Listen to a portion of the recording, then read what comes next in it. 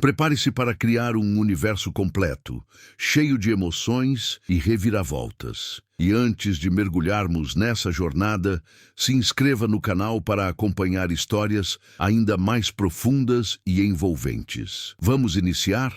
No alto do morro, onde o concreto rachado se misturava ao barro vermelho e os fios elétricos formavam um emaranhado permanente contra o céu do Rio de Janeiro, todos conheciam Elias apenas como o dono do barraco. Um homem discreto, de fala curta, que vivia do aluguel de 3 kitnets improvisadas e de um pequeno comércio de gás. Não bebia nos bares da comunidade, não se envolvia em discussões e nunca era visto depois que o sol se punha. Para os vizinhos, era invisível por escolha, e isso ali era quase uma virtude. O que ninguém percebia era que a discrição de Elias não vinha do medo, mas do cálculo. Naquela madrugada abafada, o silêncio do morro foi rasgado pelo som seco de motos subindo em velocidade irregular. Não era a polícia. A polícia anunciava sua chegada com sirenes e helicópteros. Aquilo era diferente. Movimento coordenado, rápido, sem alarde. O Comando Vermelho estava tomando o território. Elias observava tudo pela fresta da janela, sem alterar a respiração. Não havia surpresa em seus olhos, apenas confirmação. Ele sabia que aquele dia chegaria. Os homens armados se espalharam como se já conhecessem cada viela. O primeiro tiro não foi de aviso, foi de demonstração.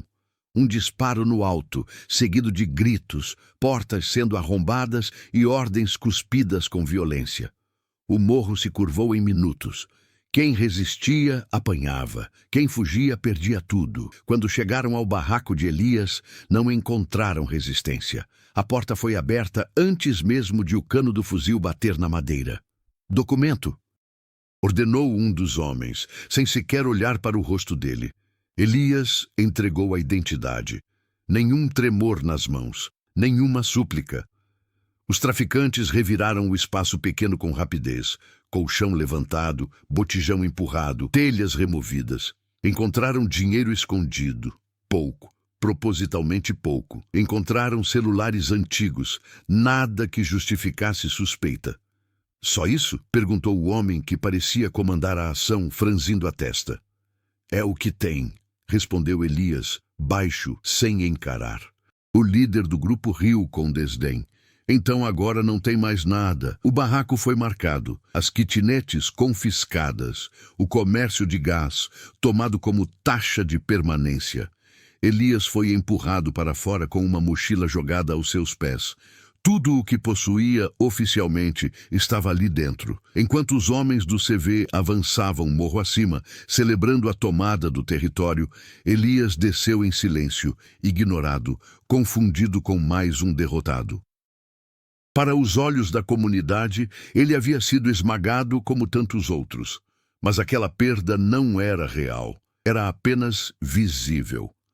Horas depois, longe dali, em um galpão abandonado na zona portuária, Elias retirava um chip minúsculo de dentro da costura da mochila.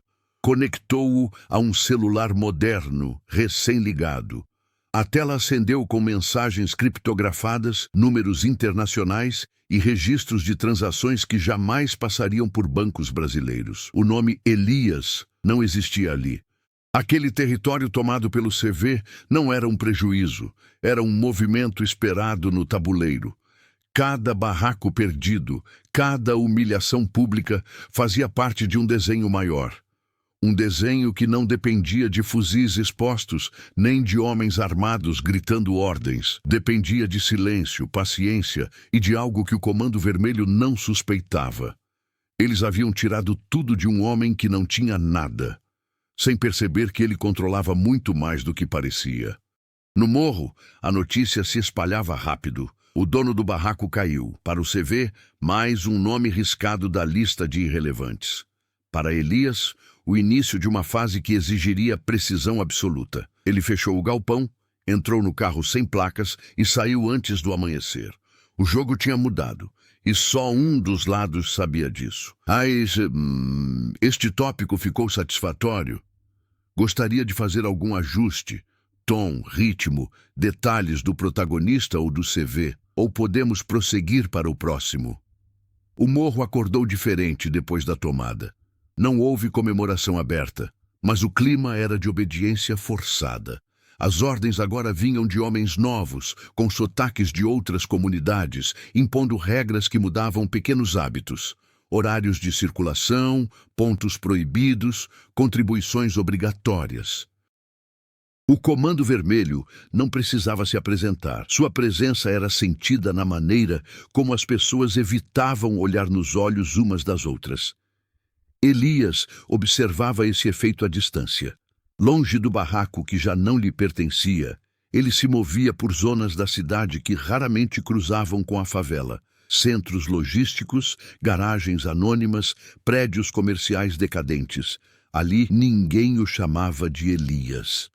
Havia outros nomes, outros documentos, todos legais o suficiente para resistirem a uma checagem superficial.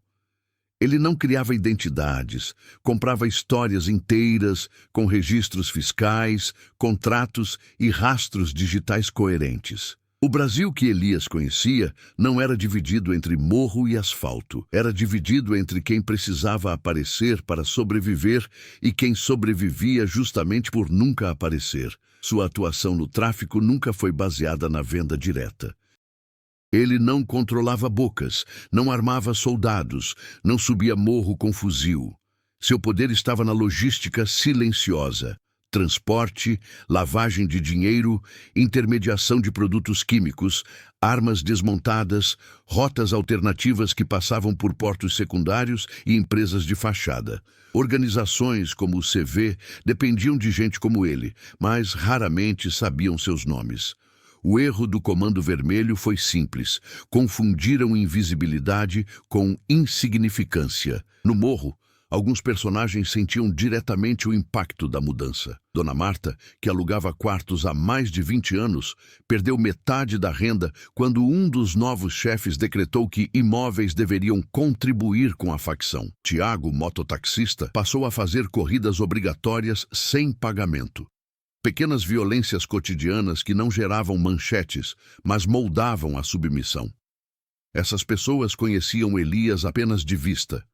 E ainda assim, a ausência dele começou a ser notada. Antes, quando alguém tinha um problema mais sério, uma ameaça de despejo ilegal, um conflito silencioso, Elias resolvia sem alarde. Agora, não havia mediador. Só força. Do outro lado, dentro da hierarquia do CV, a tomada do território foi celebrada como eficiente demais para ser questionada. O responsável direto pela ação era Ramon, conhecido como Rato, um gerente médio, ambicioso, que enxergava a favela como um degrau para subir na facção. Para ele, confiscar os bens de Elias foi apenas cumprir protocolo. Ramon não se interessava por homens discretos. Confiava em volume, em armas visíveis, em demonstrações de poder. Para ele, o tráfico era domínio territorial. E o território agora estava garantido. Enquanto isso, Elias reconstruía seu raio de ação. Ele passou a circular por reuniões empresariais pequenas, encontros de importadores, cooperativas logísticas. Nunca mais de 2 vezes no mesmo local, nunca criando vínculos emocionais. Pessoas eram ferramentas temporárias. Algumas sabiam que estavam lidando com algo ilegal, outras preferiam não saber. Sua motivação não era vingança imediata. O que o movia era controle. O território perdido era apenas um ponto em uma rede maior, e aquela perda precisava ser compreendida antes de ser revertida. Elias precisava entender quem, dentro do CV, realmente tomava decisões, e quem apenas executava ordens. Cada passo era silencioso, cada informação comprada ou extraída com paciência. O Brasil oferecia esse tipo de oportunidade. Um país grande demais para ser completamente vigiado, burocrático o suficiente para esconder irregularidades, e desigual a ponto de permitir que mundos inteiros coexistissem sem se tocar. Elias sabia explorar isso como poucos. Enquanto o morro se adaptava à nova ordem e Ramon consolidava sua reputação local, algo começava a se mover fora do campo de visão da facção. Contratos atrasavam, entregas sofriam pequenos desvios. Nada grande o suficiente para gerar alarme, apenas o suficiente para criar dependência futura. Elias não estava reagindo. Estava preparando o terreno. No jogo em que todos acreditavam que a força definia o vencedor, ele apostava na estrutura invisível que sustentava essa força. E naquele momento, ninguém percebia que o homem que havia perdido tudo estava, na verdade, mapeando exatamente onde cada fio deveria ser cortado. Os primeiros sinais de que algo estava errado não chegaram ao morro, surgiram nos bastidores.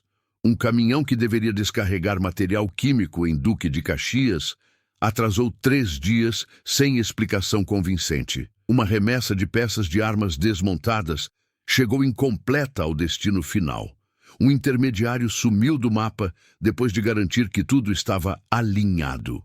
Erros pequenos, desconexos, fáceis de atribuir ao caos normal do negócio. Ramon ignorou os alertas iniciais. Para ele, o controle do território compensava qualquer ruído operacional.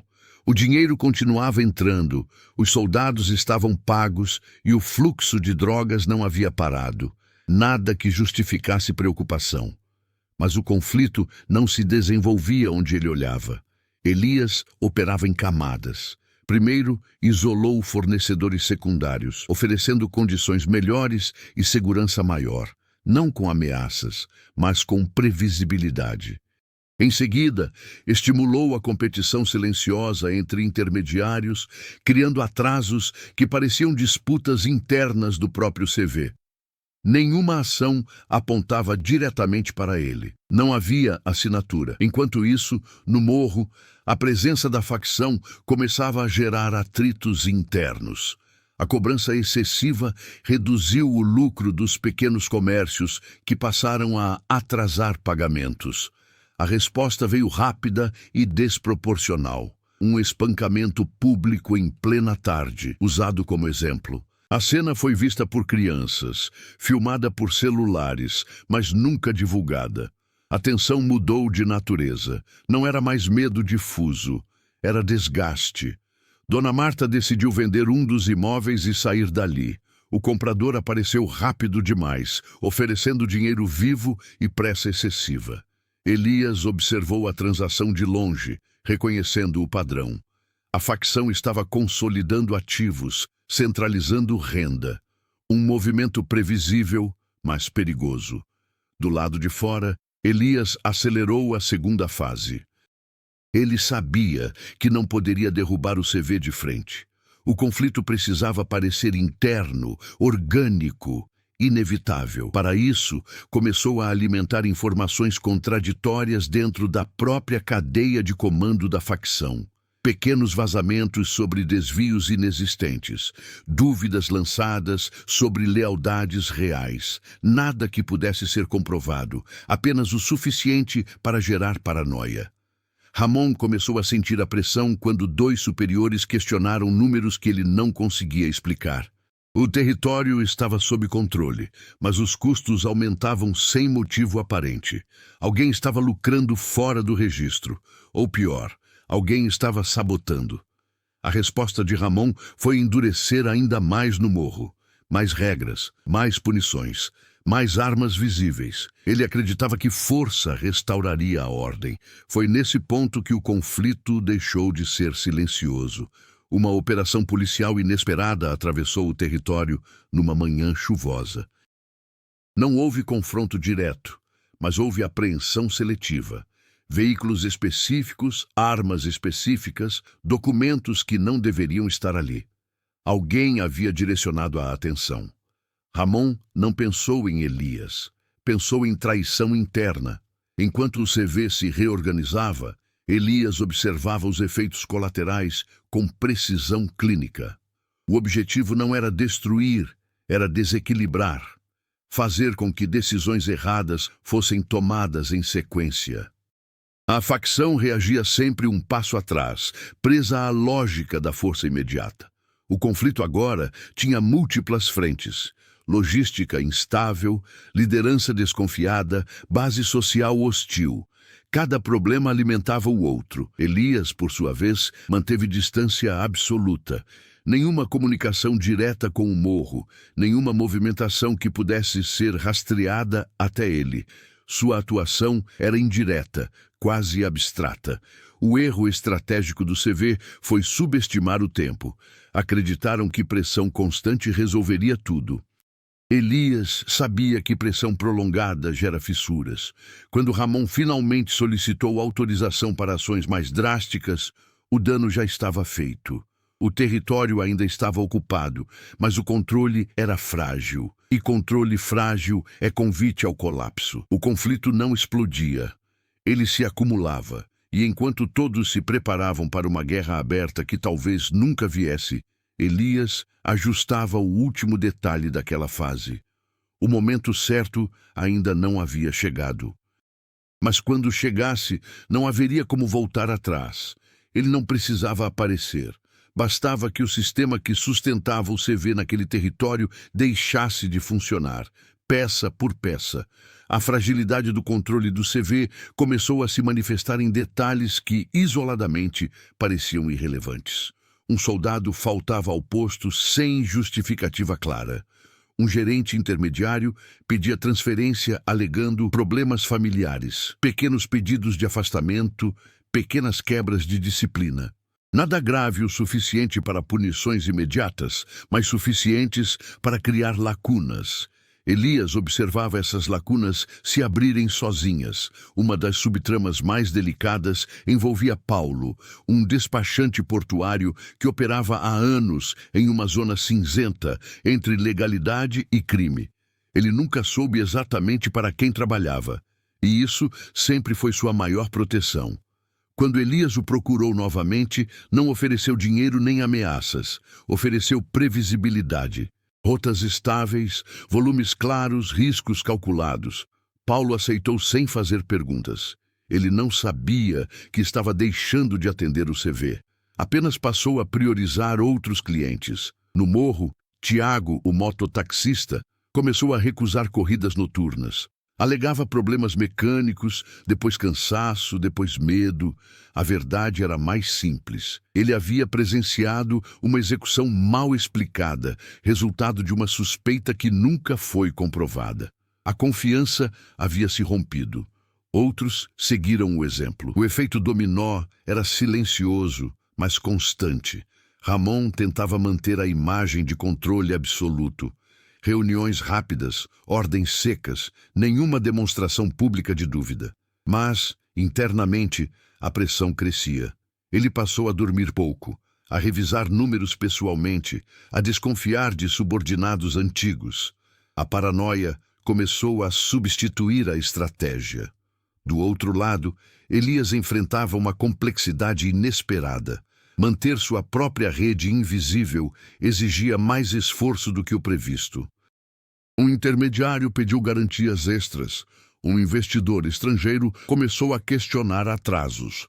O sistema que ele criava precisava funcionar perfeitamente. Qualquer falha poderia expô-lo. Ele ajustou rotas, substituiu contatos, encerrou parcerias sem explicação. Pessoas deixaram de existir em seu mapa da noite para o dia, não por violência, mas por irrelevância. Outra subtrama emergia na comunidade. A polícia, percebendo a instabilidade, intensificou incursões pontuais. Não grandes operações, mas visitas constantes, perguntas repetidas, presença ostensiva. Isso incomodava o CV e desgastava ainda mais a população local. A pressão temporal começou a se formar ali. Quanto mais tempo o CV permanecesse naquele estado, maior a chance de algo sair completamente do controle. Uma rebelião interna, uma ação policial maior ou uma disputa com outra facção. Elias sabia disso e sabia que o tempo agora trabalhava a favor dele, mas não indefinidamente. Ele precisava escolher o momento exato de transição entre o caos controlado e a ruptura definitiva. Ramon, sentindo a base escorrer pelos dedos, decidiu agir por instinto. Ordenou uma investigação interna informal. Nada registrado, nada oficial. Apenas perguntas diretas e demonstrações de força. O resultado foi o oposto do esperado. Medo generalizado e ainda menos cooperação. Homens começaram a mentir para se proteger. Informações se tornaram imprecisas. O comando perdeu clareza. Enquanto isso, Elias finalizava uma última subtrama. A venda indireta de informações logísticas para um grupo rival menor, não para fortalecer esse grupo, mas para forçar o CV a redistribuir recursos. Um desvio calculado, com prazo curto e impacto controlado. O tabuleiro se tornava mais complexo a cada movimento. Nenhuma dessas subtramas existia por si só. Todas convergiam para o mesmo ponto. Tornar o território inviável sem que alguém conseguisse apontar o motivo exato. Não havia um inimigo claro. Não havia um rosto para odiar. A pressão aumentava. As decisões precisariam ser tomadas logo. E quando fossem, não haveria espaço para correções lentas. Elias fechou um dos seus mapas logísticos naquela noite. Restavam poucas variáveis fora de controle. O sistema estava pronto para a próxima fase. Agora, não se tratava mais de desgaste. Tratava-se de provocar um erro irreversível. O erro veio de onde Ramon menos esperava, de cima. A ordem chegou curta, sem explicação detalhada. Um superior do CV exigia uma prestação de contas imediata sobre a operação no morro. Não sobre lucro, sobre estabilidade. Havia reclamações cruzadas, relatórios contraditórios e, pior, rumores de que aquele território estava se tornando mais problemático do que lucrativo. Ramon sentiu o chão ceder. Pela primeira vez, o problema deixava de ser interno e passava a ameaçar sua posição dentro da facção. Ele respondeu como sabia, prometendo resultados rápidos. A decisão foi precipitada. Ordenou uma ação exemplar, algo que demonstrasse força e encerrasse qualquer dúvida sobre controle. Um alvo foi escolhido com base em informações frágeis. Um galpão logístico ligado a um intermediário que, segundo rumores, estaria desviando recursos. Ramon acreditava que aquela intervenção resolveria múltiplos problemas de uma vez. O galpão não era do CV. Era um dos poucos pontos que Elias mantinha como isca. Na madrugada da invasão, os homens de Ramon entraram armados, confiantes, esperando encontrar mercadoria e dinheiro. Encontraram algo muito mais perigoso. Documentos, registros de transporte, planilhas incompletas e códigos que não faziam sentido imediato. Nada ilegal à primeira vista, mas tudo organizado demais para ser aleatório. A apreensão foi feita mesmo assim. Ramon precisava mostrar serviço. O problema foi o efeito colateral. Ao retirar aquele material de circulação, ele acionou mecanismos que não conhecia. Seguros foram disparados. Auditorias automáticas foram solicitadas. Parceiros logísticos legítimos passaram a questionar interrupções contratuais. Em menos de 48 horas, aquela ação exemplar começou a chamar atenção fora do circuito criminal. Elias soube da invasão antes mesmo de Ramon terminar o relatório interno. Ele não se alterou. Aquela possibilidade havia sido prevista. O galpão cumprira exatamente seu papel. O verdadeiro ponto de virada, porém, não estava na ação em si, mas na revelação que veio depois. Ao analisar o material apreendido, um dos superiores do CV percebeu algo desconfortável. O padrão logístico não correspondia a nenhuma operação conhecida da facção. Não era concorrência direta, não era facção rival, era infraestrutura paralela. Mais limpa, mais eficiente e, sobretudo, invisível. Alguém estava operando acima deles. A suspeita inicial recaiu sobre Ramon. A lógica era simples: território problemático, operações falhas, agora uma rede desconhecida operando nas mesmas áreas. Coincidência demais. Ramon foi chamado para prestar esclarecimentos presenciais.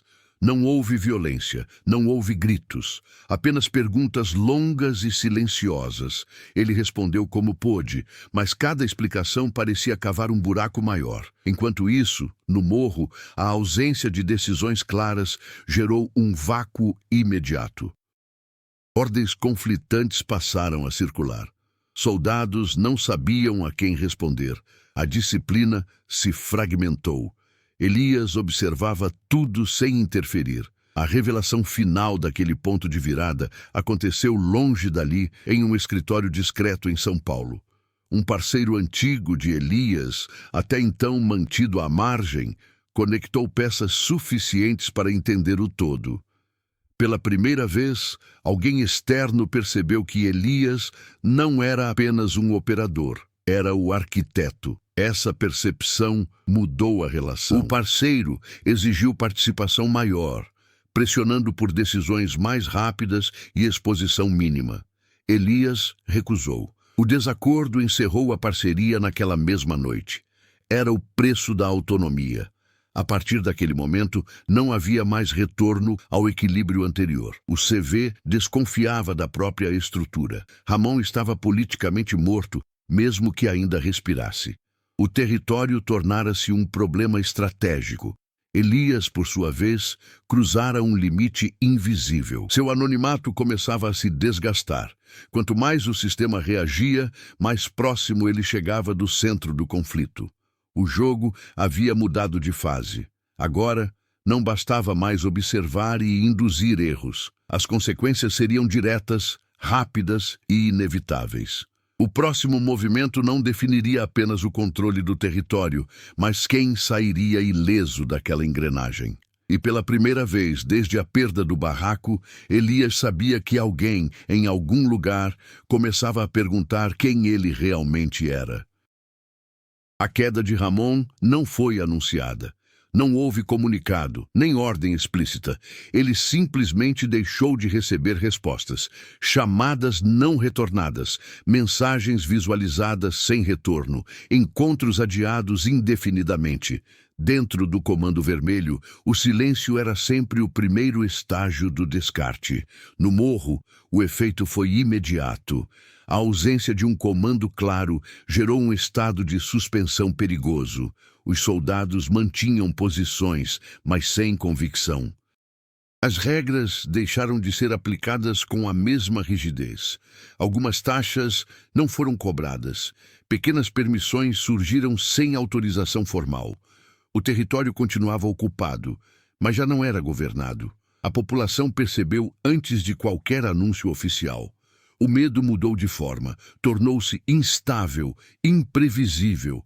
Dona Marta adiou a mudança. Tiago voltou a circular em horários alternativos. Pequenos gestos de retomada de espaço começaram a aparecer, não como desafio, mas como teste.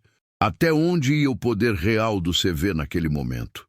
Do lado da facção, as reações foram fragmentadas. Um gerente tentou assumir informalmente o controle, mas esbarrou na falta de legitimidade.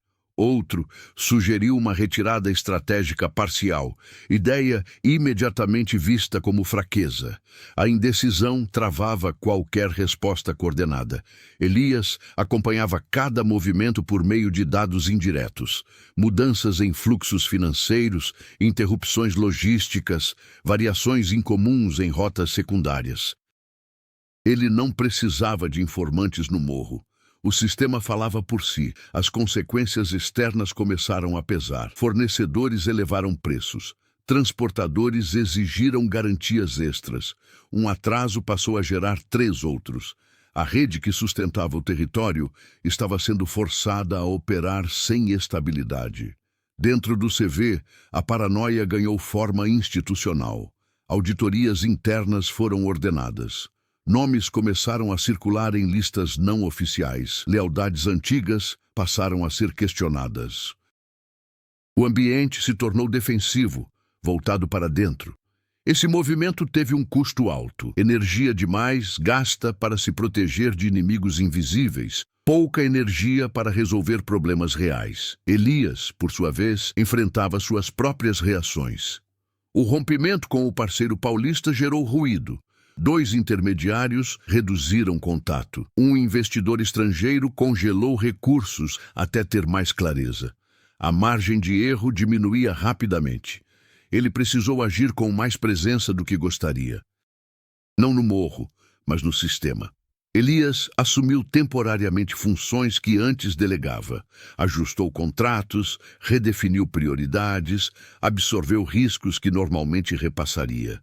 Isso aumentou a eficiência, mas também a exposição. Cada decisão agora deixava um rastro um pouco mais visível.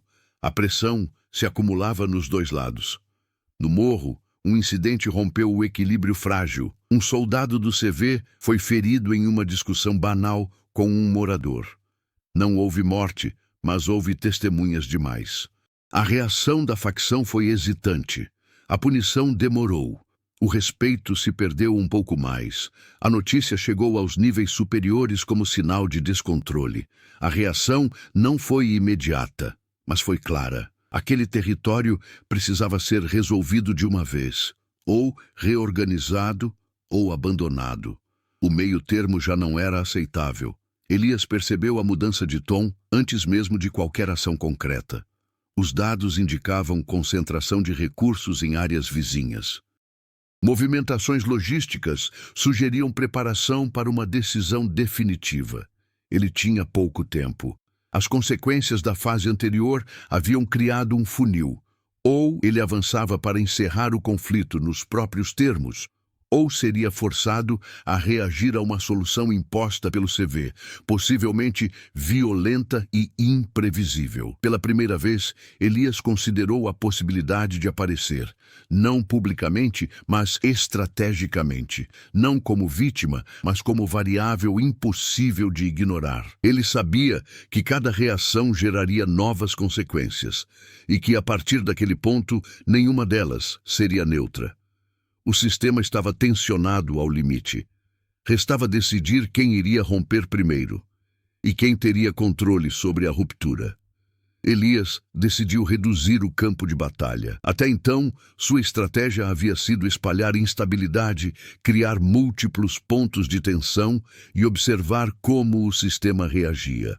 Agora, isso se tornava arriscado demais. Quanto mais frentes abertas, maior a chance de um erro irreversível. Superar aquela fase exigia contenção, não expansão. A primeira mudança foi operacional. Elias encerrou 2 rotas secundárias que rendiam pouco e exigiam atenção constante. Cancelou contratos menores, mesmo lucrativos, e concentrou recursos em 3 eixos logísticos confiáveis. Menos volume, mais controle. Essa decisão reduziu o alcance, mas aumentou a previsibilidade. A segunda mudança foi pessoal. Pela primeira vez em anos, Elias passou a circular com escolta mínima, não por medo, mas por necessidade. Ele precisava estar presente em pontos críticos, resolver gargalos rapidamente e assumir riscos calculados. Sua postura mudou. Menos observador distante, mais agente direto. Isso não o tornava impulsivo, tornava-o decisivo. O crescimento ficou evidente na forma como lidou com uma crise pontual. Um carregamento essencial foi retido por uma autoridade portuária por irregularidade documental. Antes, Elias teria acionado intermediários. Agora, apresentou-se com uma identidade legítima, documentação sólida e uma narrativa simples. O problema foi resolvido em horas. Era exposição, mas também eficiência. No morro, os efeitos começaram a se refletir de maneira indireta. A instabilidade diminuiu levemente. Algumas entregas voltaram ao ritmo esperado. O CV sentiu uma falsa sensação de recuperação. A tensão não desapareceu, mas perdeu intensidade. Esse alívio temporário foi parte do aprendizado de Elias. Nem toda pressão precisa ser constante. Às vezes, permitir que o adversário respire é o que o leva a cometer erros maiores. Do lado da facção, um novo nome começou a ganhar força. Marcelo, um operador mais experiente, menos violento, chamado para avaliar a situação. Diferente de Ramon, Marcelo observava antes de agir. Isso representava um desafio maior. Elias reconheceu a mudança de perfil imediatamente. O jogo exigiria adaptação.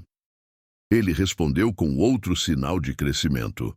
Aceitou perder controle em um ponto específico para preservar o conjunto. Deixou que uma rota fosse assumida temporariamente por terceiros ligados ao CV. Um recuo estratégico que reduziu atritos e desviou a atenção. Não era fraqueza, era maturidade. Internamente, Elias revisou seus próprios limites. Reconheceu que o anonimato absoluto não era mais possível. O novo objetivo passou a ser anonimato seletivo. Ser conhecido o suficiente para ser respeitado, invisível o bastante para não ser alvo direto. Essa transição exigia disciplina emocional. Não reagir a provocações. Não acelerar por ansiedade. Não confundir controle com vaidade. O crescimento se consolidou quando Elias recusou uma oportunidade clara de lucro rápido que comprometeria sua posição futura. Ele escolheu estabilidade em vez de expansão, sobrevivência em vez de domínio. No morro, a população começou a sentir uma mudança difícil de explicar. A violência ostensiva diminuiu. A cobrança continuava, mas menos arbitrária. Era como se o território estivesse em espera. Esse estado intermediário não era sustentável por muito tempo. Elias sabia que a próxima fase exigiria um movimento final de preparação. Ele não estava mais apenas reagindo ao CV, estava moldando as condições para um confronto decisivo, não necessariamente violento, mas definitivo.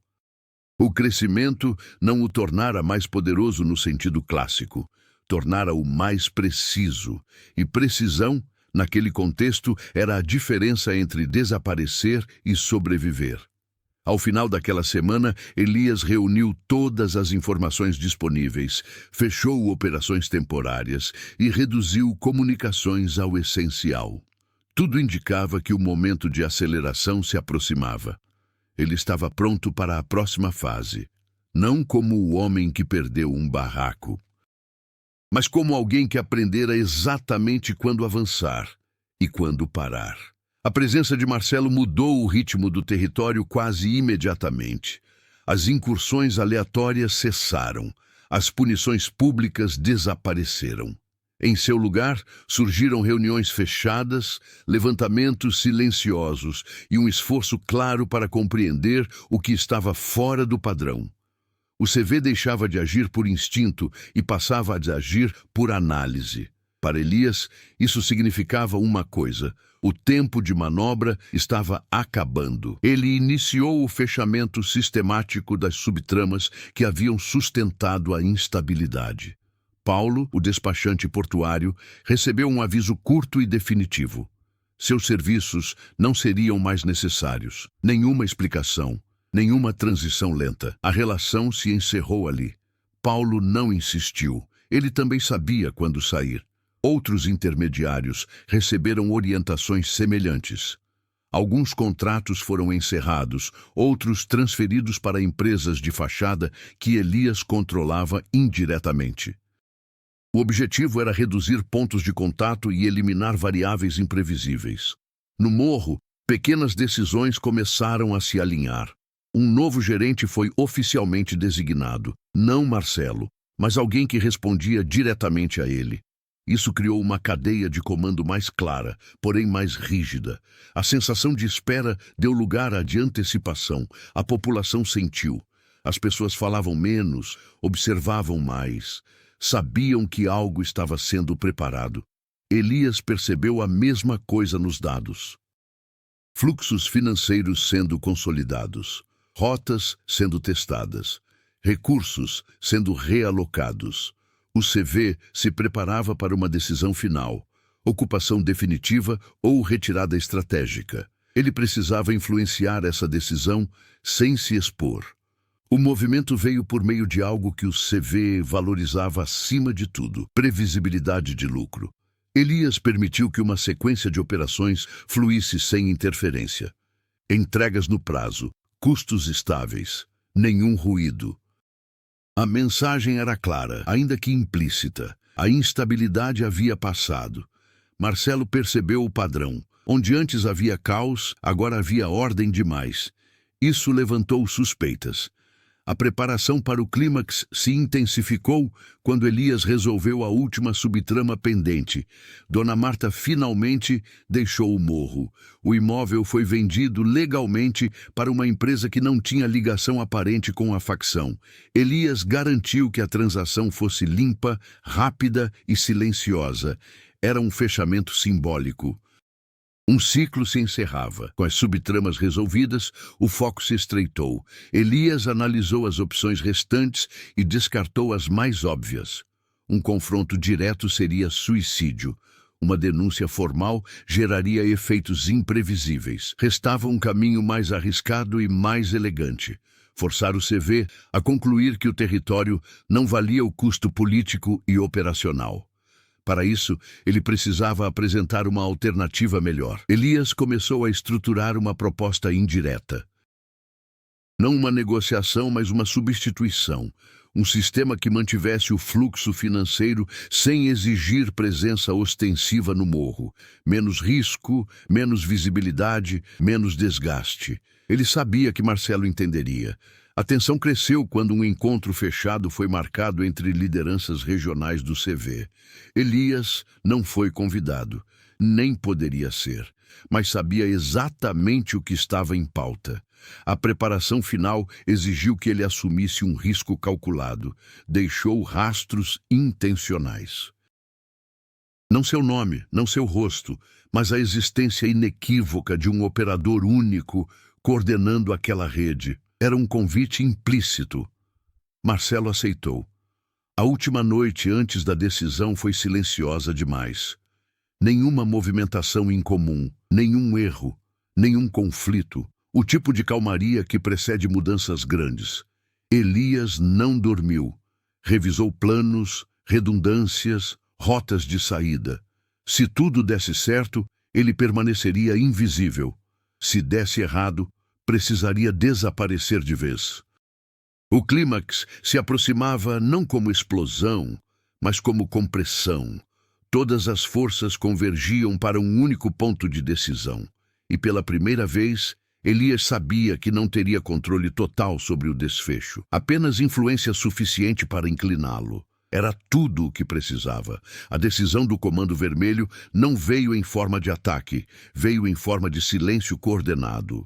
Durante 48 horas, nenhuma ordem nova foi emitida no morro, nenhuma cobrança adicional, nenhuma movimentação ostensiva. Para quem conhecia a lógica da facção, aquilo não significava recuo, significava avaliação final. Marcelo conduzia o processo à distância. Ele havia entendido que o território não estava sendo disputado por outra facção, nem sabotado por um traidor interno comum. Havia um operador externo, com inteligência logística, capacidade financeira e, principalmente, visão estratégica. Alguém que não queria o morro, mas o que ele representava. O erro que Marcelo cometeu foi achar que ainda controlava o ritmo.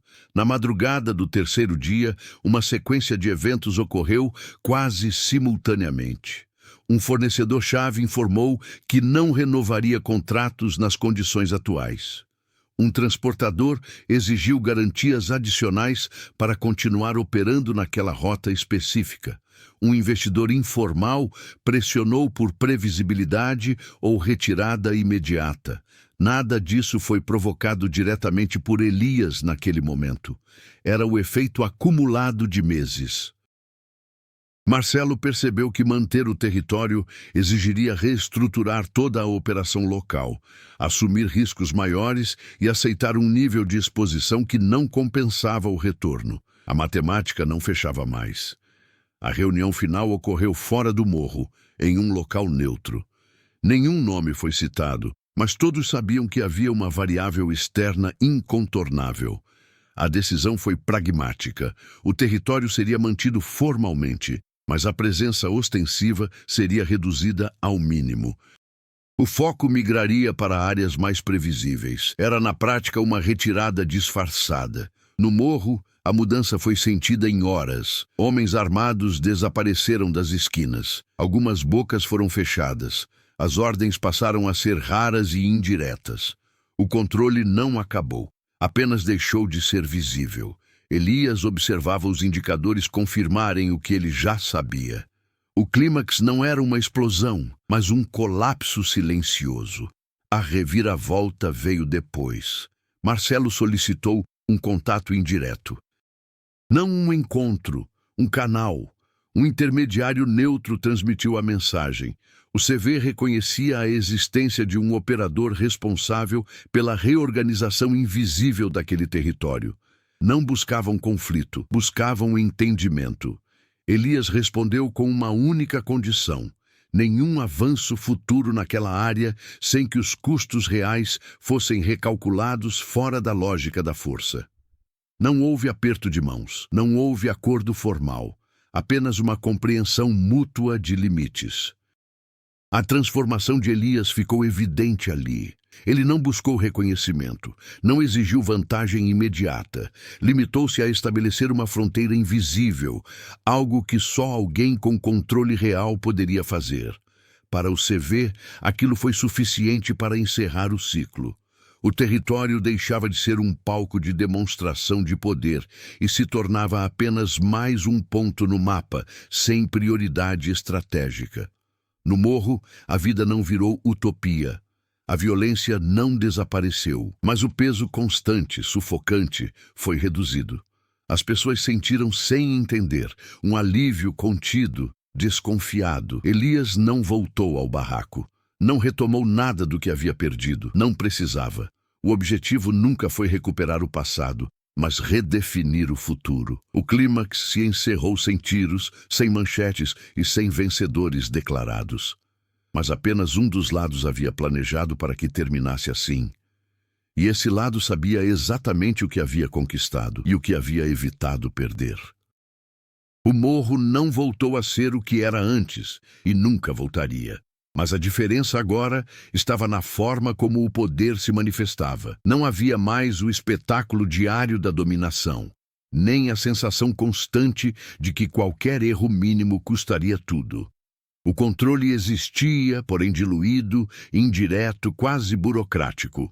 Para quem vivia ali, isso significava algo simples e raro: previsibilidade. As pessoas retomaram rotinas com cautela. O comércio abriu em horários mais regulares. O mototáxi voltou a circular sem ordens gritadas. O medo não desapareceu, mas deixou de ocupar todos os espaços.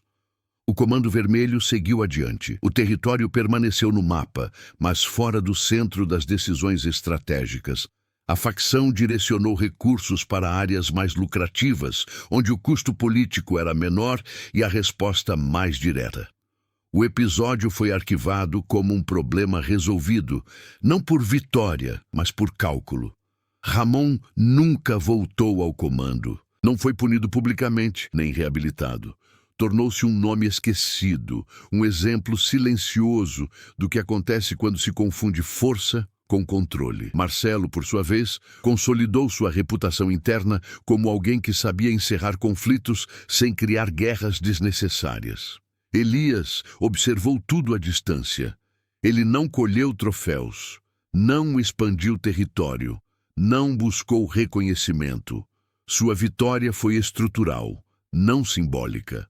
O sistema que ele havia desenhado agora funcionava com menos atrito, menos exposição e mais autonomia.